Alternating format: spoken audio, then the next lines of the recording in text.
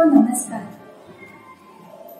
सनातन संस्थान और हिंदू जनजागृति समिति की ओर से बच्चों के लिए ऑनलाइन बाल संस्कार वर्ग ये उपक्रम हम लेके आए हैं। इस उपक्रम का सभी बच्चे बहुत ही अच्छे से लाभ ले रहे हैं। ये जानकर हमें बहुत ही प्रसन्नता लगी। आने वाली जो पीढ़ी है वो आदर्श हो, संस्कारी हो, इसी एकमेव उद्देश्य से ये बाल संस्कार वर्ग हमने शुरू किया है। चलो फिर अब आज का ये बाल संस्कार वर्ग हम आरंभ करते हैं। प्रारंभ में हम श्री गणेश जी के चरणों में प्रार्थना करेंगे। उससे पहले हम वंदन करेंगे। सनातन संस्था के श्रद्धा स्रोत परम पूज्य भक्तराज महाराज तथा संस्थापक परात्पर गुरु डॉक्टर जयंत आठवले जी के चरणों में वंदन कर हम आज के इस बाल संस्कार वर्ग को आरंभ करेंगे। अब हम श्री गणेश जी के चरणों में प्रार्थना करते हैं। सभी बच्चों ने हाथ जोड़े हैं ना? और अपनी आंखें बंद करेंगे। पूरी एकाग्रता के साथ हम श्री गणेश जी को अब प्रार्थना करेंगे। हे श्री गणेश जी, आपकी ही कृपा से इस संस्कार वर्ग में सहभागी होने का अवसर हमें मिला है। हम आपकी शरण में आए हैं। हे श्री गणराया, इस वर्ग में जो भी सूत्र आप हमें बताने वाले हो वो सारे सूत्र हमें समझ में आने दीजिए और उसके अनुसार आचरण करने के लिए आप ही हमें शक्ति, बुद्धि और क्षमता दीजिए। ऐसी आपके श्री चरणों में शरणागत भाव से प्रार्थना है। अब हम श्री गणेश जी का श्लोक कहेंगे। सभी बच्चे भी मेरे साथ ये श्लोक कहेंगे। वक्रतुंड महाकाय सूर्यकोटि समप्रभ निर्विघ्नं कुरु मे देव सर्वकार्येषु सर्वदा।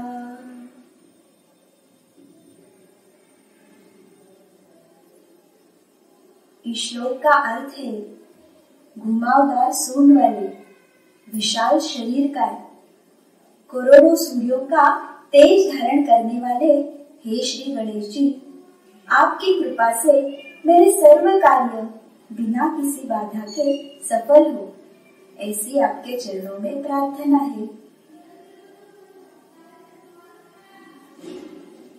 बच्चों, आप सभी बच्चे बहुत ही मन लगाकर ये संस्कार वर्ग देखते हो और उसके अनुसार आचरण भी करते हो। ये केवल उस भगवान की ही कृपा है।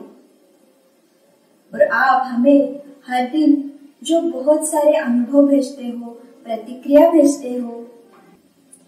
आइए फिर आज कौन से बच्चों ने हमें उनके अनुभव भेजे हैं वो आज हम देखते हैं। बहुत सारे बच्चे हमेशा की तरह ये बता रहे हैं कि उन्हें इस संस्कार वर्ग से बहुत कुछ सीखने को मिल रहा है। उनके माता पिता ने भी बताया है कि उनके बच्चों के ऊपर इस वर्ग से अच्छे संस्कार हो रहे हैं। तो ऐसे ही कुछ अनुभव आज हम देखने वाले हैं। तो पहला जो अनुभव बताया है ना, वो बहुत सारे बच्चे हैं। तो उसमें है अर्पिता देशमुख, मंजुषा म्हेत्रे, आयुष साई दीपक, प्राजक्ता ब्रह्मे, नितिन चौहान और उनके भाई आदि सभी बच्चों ने लिखा है कि संस्कार वर्ग में बताए अनुसार उन्होंने अपनी दैनंदिनी तैयार की है। ये बहुत ही अच्छी कृति की है सभी बच्चों ने। अब उस दैनंदिनी को नियमित स्वरूप से हमें भरना भी है। आगे मोक्षदा कोनेकर ने लिखा है कि वो प्रतिदिन बाल संस्कार वर्ग में सिखाए जाने वाले सभी सूत्र लिख लेती है। बच्चों, इससे हम भी सभी बच्चे सीख सकते हैं, क्योंकि हम बहुत सारे सूत्र बताते हैं वर्ग में, तो वो सारे हमें याद नहीं रहेंगे। तो हम अगर हमारे पास एक आध बही हो तो उस बही में हम ये सारे सूत्र लिख के ले सकते हैं। तो मोक्षदा ने ये बहुत ही अच्छी बात की है। केवल 4 वर्ष का अवधूत पांडे ये प्रतिदिन बाल संस्कार वर्ग में श्लोक और अथर्व शीर्ष सुनता है। बाद में शरण कोलस्कर ने लिखा है कि उन्होंने 67 लोगों को बाल संस्कार वर्ग की लिंक भेजी है। ये बहुत ही अच्छी कृति की है शरण ने, आपका बहुत बहुत अभिनंदन।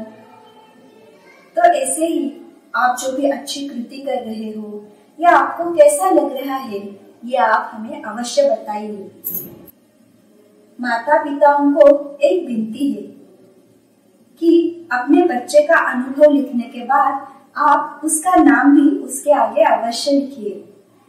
और अगर कोई बच्चा बहुत ही छोटा है तो उसकी आयु भी आप अवश्य वहां पे लिखिए, ताकि हमें भी वो समझ में आ जाए। बच्चों, अपने सारे मित्रों को इस संस्कार वर्ग के बारे में अवश्य बताना और आपका संपर्क क्रमांक भी चैट बॉक्स में अवश्य डालिए, ताकि हम भी आपको संपर्क कर सकें। बाल मित्रों, हमारे कल के बाल संस्कार वर्ग में हमने कौन सी कहानी देखी थी? सभी को याद है ना? हमने कल परम पूजनीय रामकृष्ण परमहंस जी की कथा देखी थी और उसके बाद हमने आदर्श कृति भी देखी थी। वो कौन सी थी? तो हमने व्यवस्थितता, ये गुण हम कैसे अपना सकते हैं, ये भी देखा था। तो सभी बच्चे उसके अनुसार आचरण कर रहे हैं ना? चलो फिर अब इसके बाद हम आज की हमारी कहानी सुनने वाले हैं। आज भी हम बहुत ही छोटे 2 बाल क्रांतिकारियों की कहानी देखने वाले हैं। अब तक हमने पहले भी संस्कार वर्ग में बाल क्रांतिकारियों की कहानी देखी थी। ये छोटे छोटे क्रांतिवीर कितने महान थे ना, कितने कम उम्र में वो अपनी भारत माता के लिए, अपनी मातृभूमि के लिए लड़ने के लिए तैयार रहते थे। इतना ही नहीं, परंतु अपने मातृभूमि के लिए वो अपने प्राणों का बलिदान देने के लिए भी तत्पर रहते थे। ये बहुत ही बड़ी बात है और इससे हम सभी बच्चे सीख सकते हैं। तो आज हम पहली जो कहानी सुनने वाले हैं वो है दत्तू रंगारी नाम के एक बाल क्रांतिकारी की। कर्नाटक राज्य में बेलगांव जिला है और उसमें बेलहोंगल नाम का एक गांव है। उस गांव में दत्तू रंगारी नाम का सिर्फ 13 वर्ष का एक बालक रहता था। उस समय भारत छोड़ो ये अंग्रेजों के विरुद्ध का आंदोलन चल रहा था। बहुत से बाल क्रांतिकारी इस आंदोलन में सहभागी हुए थे। उन्होंने अपने घर-द्वार का त्याग कर इस आंदोलन में वो बहुत ही वीरता पूर्वक बलिदान भी दे रहे थे। कई बाल क्रांतिकारी तो फांसी भी गए थे। इतना वो आंदोलन बड़े ही जोर से उस समय चल रहा था। हमारा ये जो दत्तू था वो भी देशभक्त था। अंग्रेजों के विरुद्ध उसके मन में चिढ़ थी, उसे गुस्सा आता था। उस समय के जो क्रांतिकारक थे उनके विचार सुनकर दत्तू ने भी तय किया कि मैं भी इस आंदोलन में सहभागी होऊंगा। ये जो सारे क्रांतिकारी थे ना, ये सारे देशभक्त थे, तो उनके मन में निरंतर एक ही विचार रहता था, मेरी भारत माता को इन अंग्रेजों से मुक्त करने के लिए मैं और क्या करूं? और उसके लिए वो मर मिटने तक भी तैयार रहते थे। अपने स्वयं के सुख के बारे में, सुविधा के बारे में भी सोचते भी नहीं थे और निरंतर देश सेवा के लिए तत्पर रहते थे। तो ये दत्तू रंगारी भी इस भारत छोड़ो आंदोलन में सहभागी हुआ था। परंतु ये अंग्रेज क्या करते थे ना, ये आंदोलन तोड़ने के लिए और सारे भारतीयों का आवाज बंद करने के लिए, उन्हें मारने के लिए वो गोलीबार करते थे। परंतु छोटा दत्तू उस गोलीबार से एक बार भी नहीं डरा। उसे ऐसा नहीं लगा कि इस गोलीबार में मेरे प्राण गए तो मैं क्या करूंगा फिर। वो बिल्कुल नहीं डरता था और वो अंग्रेजों को विरोध करता ही गया। परंतु अंत में उसी अंग्रेजों के गोलीबार में दत्तू रंगारी की मृत्यु हो गई। ये सारे बाल क्रांतिकारी ऐसे ही महान थे। उस समय एक कवि थे। उस कवि ने इस सारी परिस्थिति का बहुत ही अच्छे से वर्णन किया है। तो वो कविता कुछ इस प्रकार थी। सभी बच्चे ध्यान देके सुनेंगे, बहुत ही सुंदर कविता है। इस कविता का हर एक जो शब्द है ना, उससे हमें पता चलेगा कि कितनी कठिन परिस्थिति थी और वो जो छोटे छोटे क्रांतिकारी थे, उनकी मन की कितनी तैयारी थी। वो कुछ भी करने के लिए तैयार थे और वो केवल अपने मातृभूमि के लिए, अपने भारत माता के लिए। तो सभी बच्चे ध्यान देके ये कविता आप सुनेंगे। तैयार है हम जेल में चक्की चलाने के लिए, कटिबद्ध है हम मूंज की रस्सी बनाने के लिए। मंजूर सुखरी कूटना कोल्हू चलाना है हमें। ये कोल्हू यानी बच्चों, वीर सावरकर जी ने अंडमान के कारागृह में चलाया था वो कोल्हू।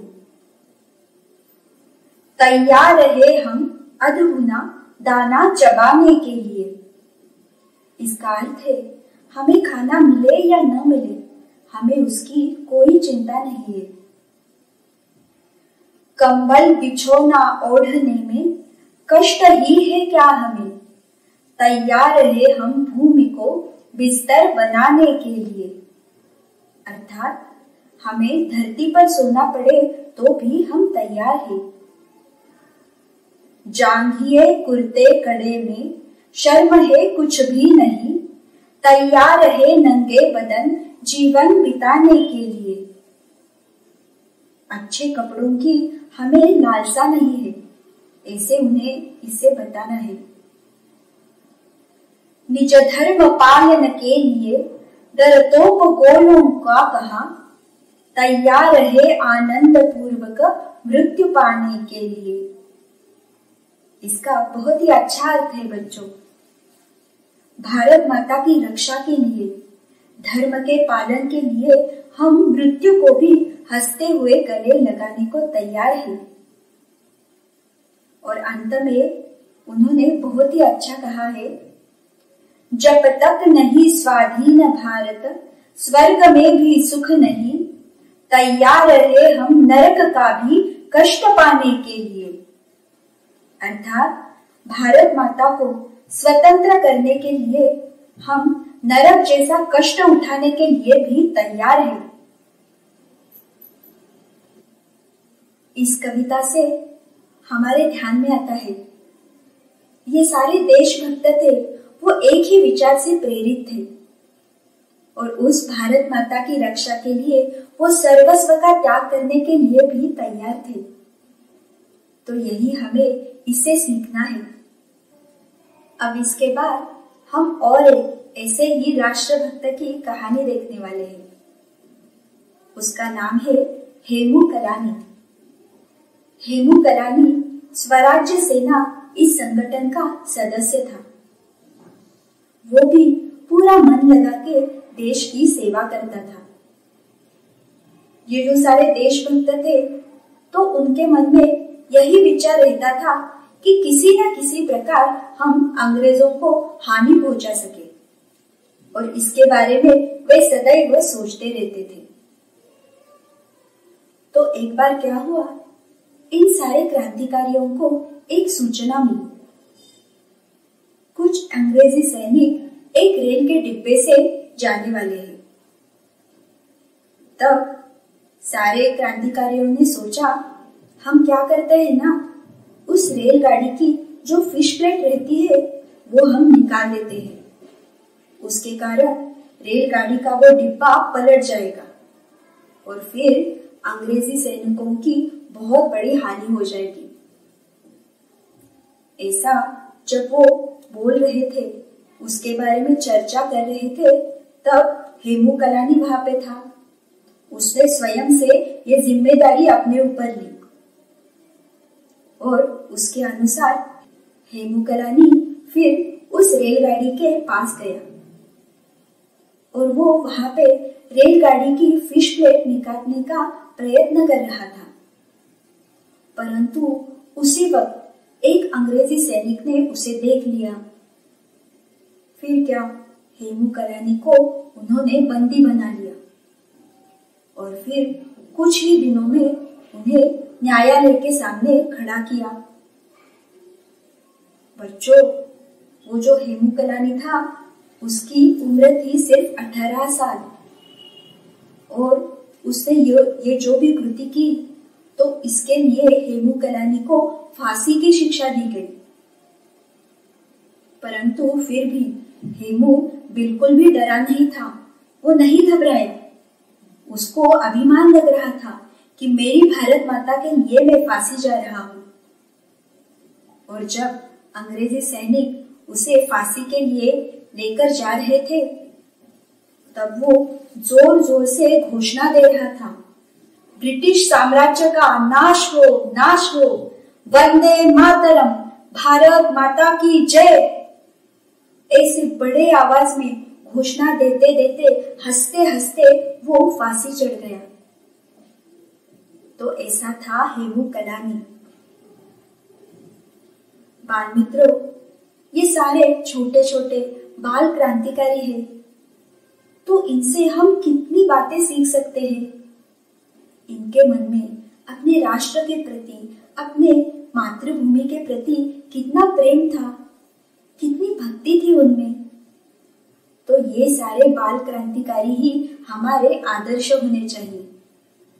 उनके जैसा देश प्रेम हम अपने में लाने के लिए प्रयास करेंगे। सभी बच्चे ऐसे करेंगे ना?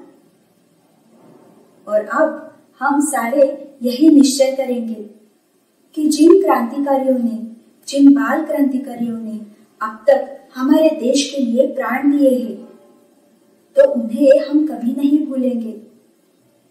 हम उनके चरणों में शतशः नमन करेंगे और ये निश्चय करें, इन सारे क्रांतिकारियों के चरणों में हम सदा सदैव कृतज्ञ रहेंगे। सभी बच्चे ऐसे करेंगे ना? बच्चों, अब इसके बाद हम क्या करेंगे? तो हम श्री गणेश जी का नामस्मरण करने वाले हैं। सभी क्या करने वाले हैं? तो अपने हाथ जोड़ेंगे और आंखें बंद करेंगे। श्री गणेश जी का रूप अपनी आंखों के सामने लाएंगे और पूरी एकाग्रता के साथ हम नामस्मरण करेंगे। ठीक है ना?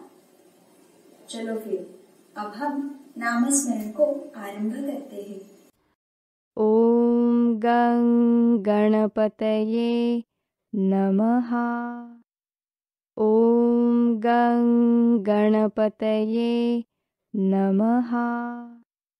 ओम गं गणपतये नमः। ओम गं गणपतये नमः। ओम गं गणपतये नमः। ओम गं गणपतये नमः। ओम गं गणपतये नमः। ओम गं गणपतये नमः। ओम गं गणपतये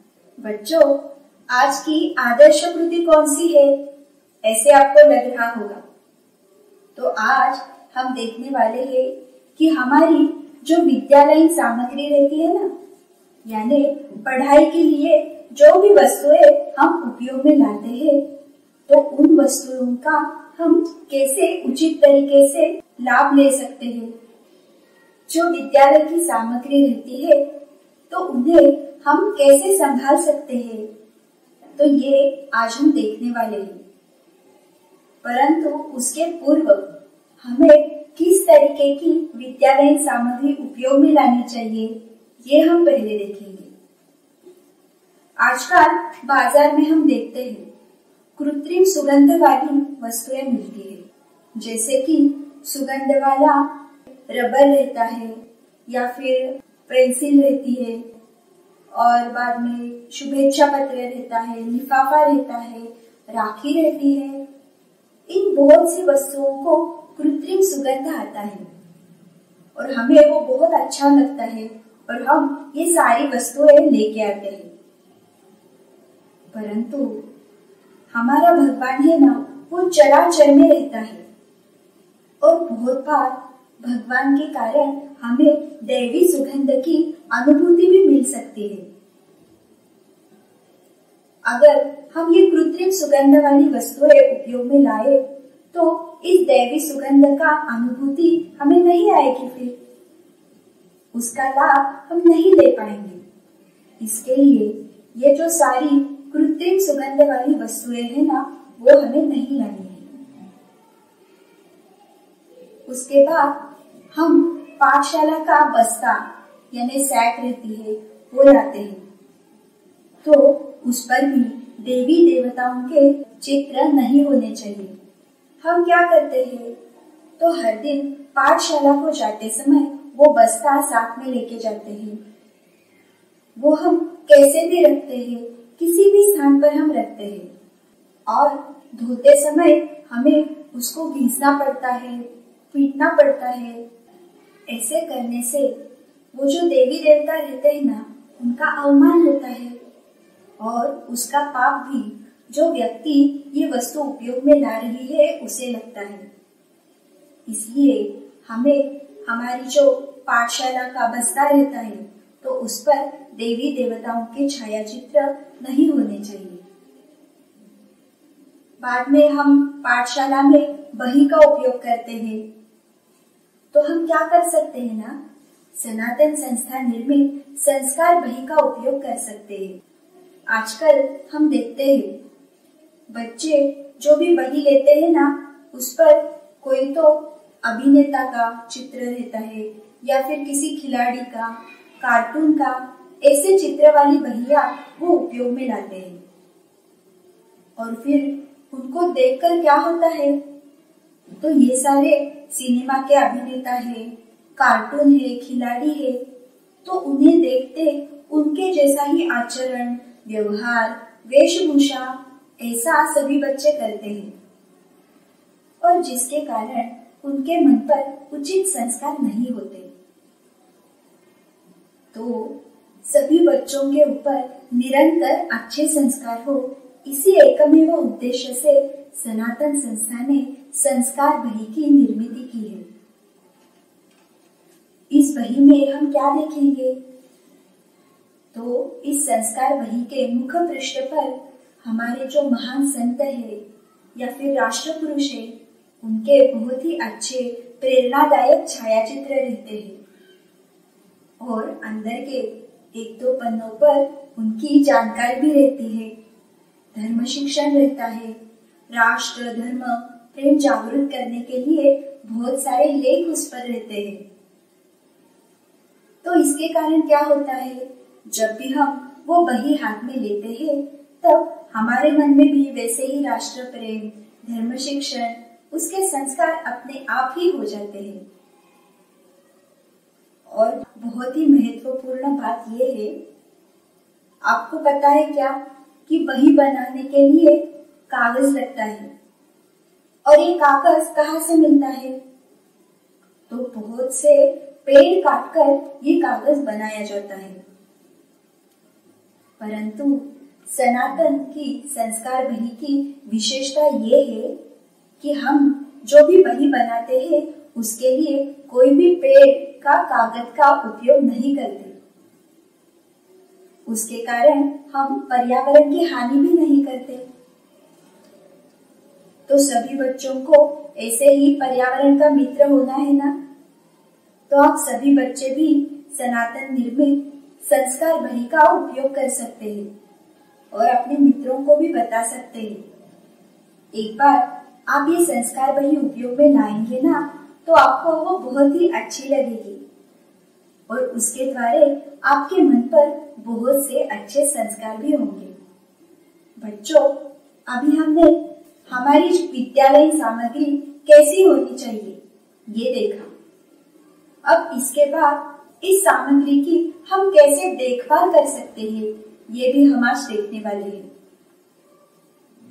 तो हमारी पाठशाला का जो बस्ता रहता है तो उसमें भी उसकी जितनी क्षमता है उतने ही पुस्तक बहिया हम उसमें डालेंगे। और दूसरी महत्वपूर्ण बात, हम जब पाठशाला से आते हैं तब वो बस्ता जोर से नीचे पटकना नहीं है। तो हम उसे बहुत शांति से और नीचे झुककर फिर भूमि पर रखेंगे। इससे वो जो बस्ता है ना वो बहुत दिन तक अच्छा रहेगा।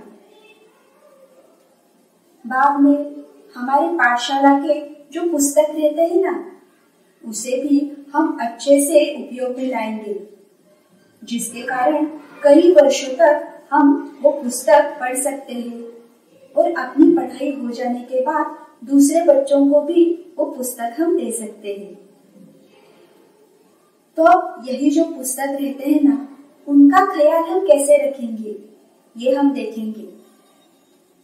ये पुस्तक हमें बहुत सारा ज्ञान देते हैं, उनके कारण ही हम पढ़ सकते हैं ना।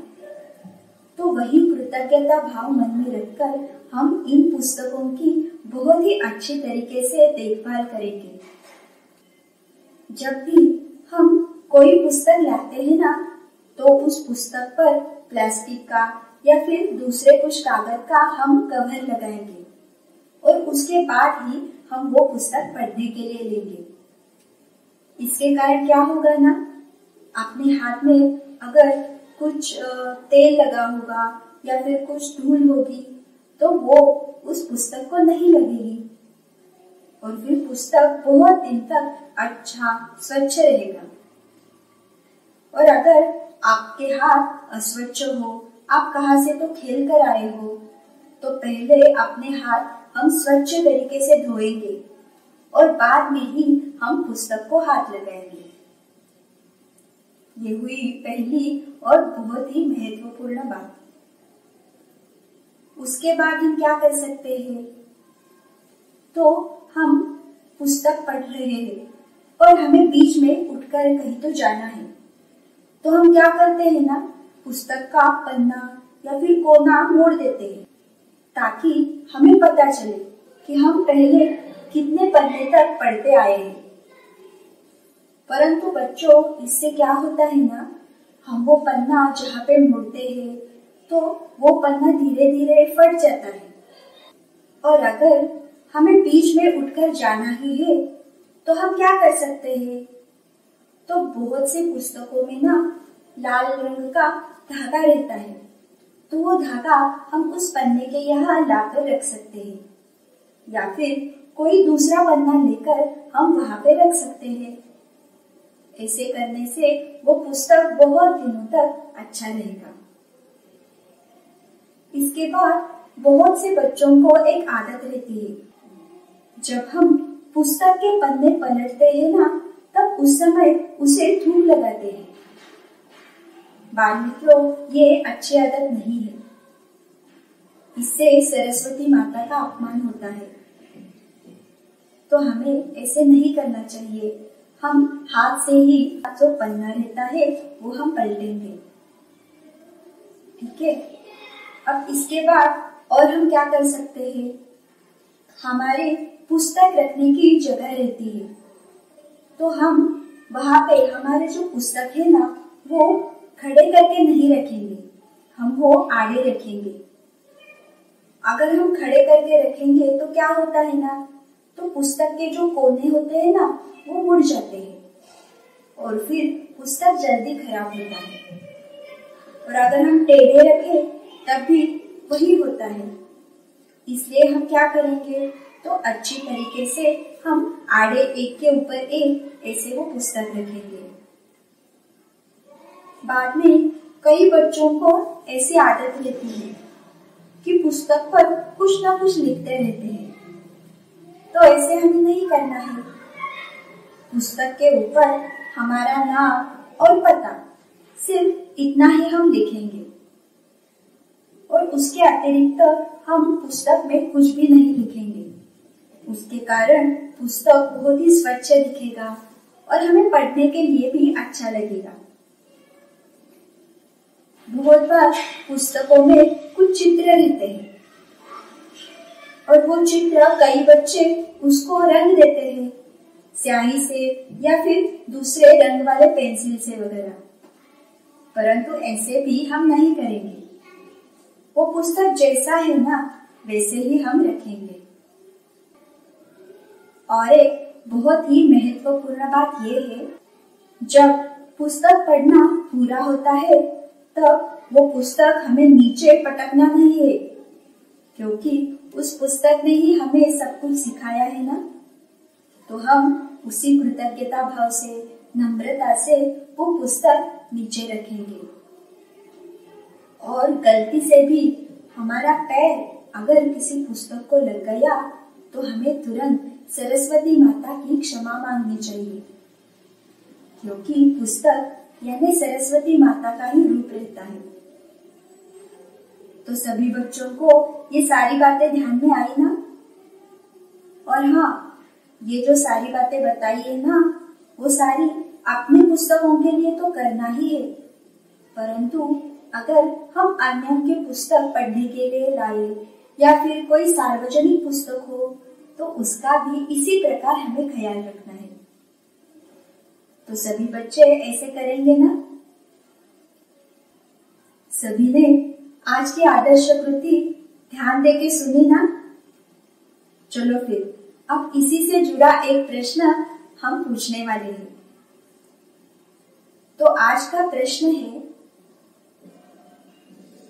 कौन सी बही पेड़ को काटे बिना बनाई जाती है और उसके कारण पर्यावरण की रक्षा होती है? और उसके पर्याय है आदर्श रचनाकार बही, युवा पुरस्कार बही और सनातन संस्कार बही।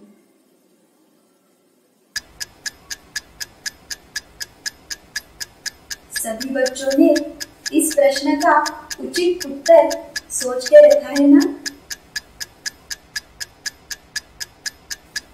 और इसका उचित उत्तर है सनातन संस्कार बही बिना पेड़ काटे और पर्यावरण की रक्षा करने हेतु बनाई जाती है।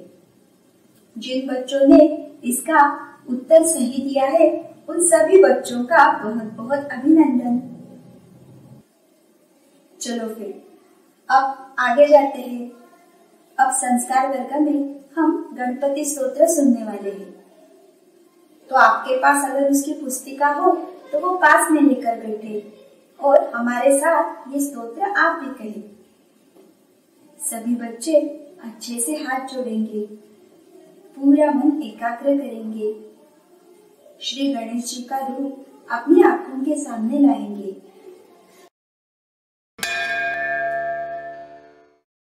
श्री गणेशाय नमः।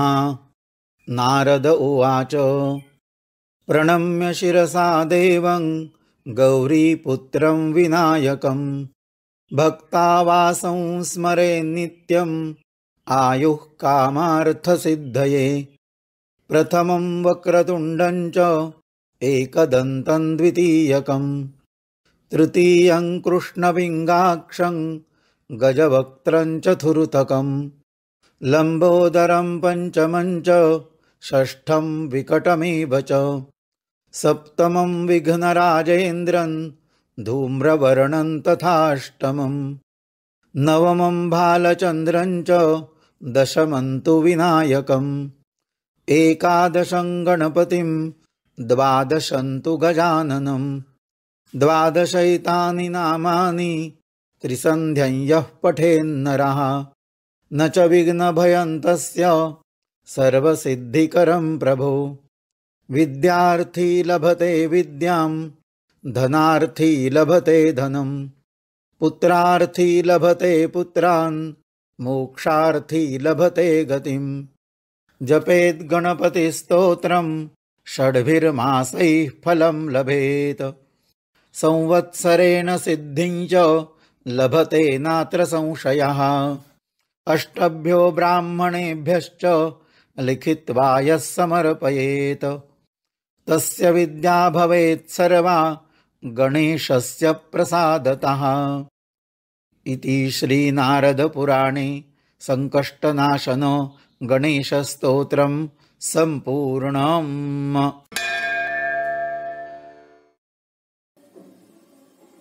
स्तोत्र सुनकर सभी को अच्छा लगा ना? तो ऐसे ही घर पर भी हमें ये स्तोत्र कहना है। बच्चों, आज के इस पूरे संस्कार वर्ग में हमने क्या क्या देखा, तो वो हम अब देखते हैं। आज हमने दो छोटे बाल क्रांतिकारियों की कहानी देखी। उनके नाम क्या थे? तो एक था दत्तू रंगारी और दूसरा हेमू कलानी।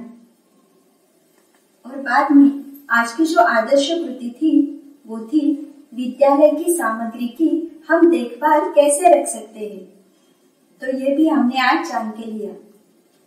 ये सारी बातें हमें केवल भगवान की कृपा से ही पता चली है।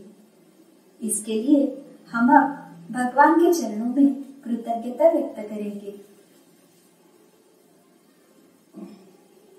हे भगवान, आपके ही कारण, आपकी ही कृपा से आज इस बाल संस्कार वर्ग में हमें बहुत कुछ सीखने को मिला।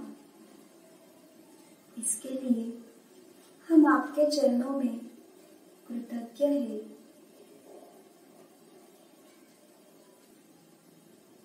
बाल मित्रों, अपना ये बाल संस्कार वर्ग आपको कैसे लग रहा है, ये आप हमें अवश्य बताइए। ऑनलाइन स्क्रीन पे जो तलपट्टी जा रही है वहाँ पे हमारा संपर्क क्रमांक भी दिया है, तो आप हमें भी संपर्क कर सकते हैं। उसके साथ ही हमारी जो वेबसाइट है www.balsanskar.com, इसे भी अवश्य भेज दें। चलो फिर कल एक नई कहानी और एक अच्छी नई आदर्श कृति सीखने के लिए सभी बच्चे जुड़ेंगे ना? आज के लिए हम यहाँ पर ही रुकेंगे। नमस्कार।